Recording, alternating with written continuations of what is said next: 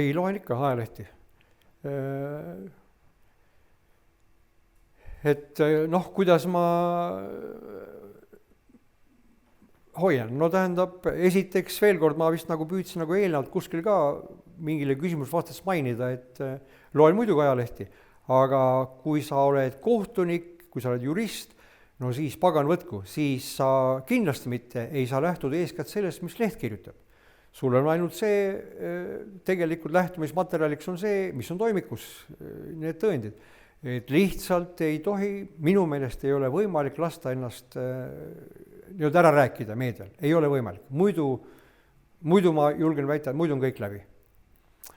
Kas sa alati suudad seda? Kas kõik kohtunikud suudavad? Ma ei oska sellele küsimusele vastata.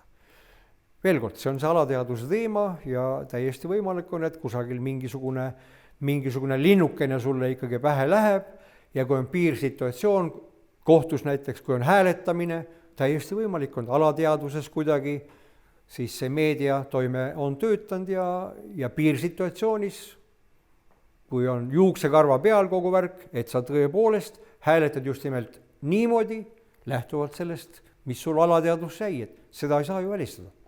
Aga ma tahaks öelda seda, et ütleme, kohtunikke on selles mõttes nagu raske süüdistada niisuguses meedia mõjutamises, et kohtuotsus peab olema põhjendatud. See tähendab, et kohus ei saa kindlasti teha, et ta kuidagi nüüd laskes mõjutada alateadus midagi ja nii jääbki ja ongi vaikus ja ei ole. Sa pead selle kirja panema ka. Ja kui sa ei suuda seda enda lõplikku seisukohta lõpuks põhjendada, no siis ütleme, kas kõrgem astme kohus tühistab selle või jah, parimal juhul on see niimoodi, et ma rohkem ei oska nagu siia midagi öelda.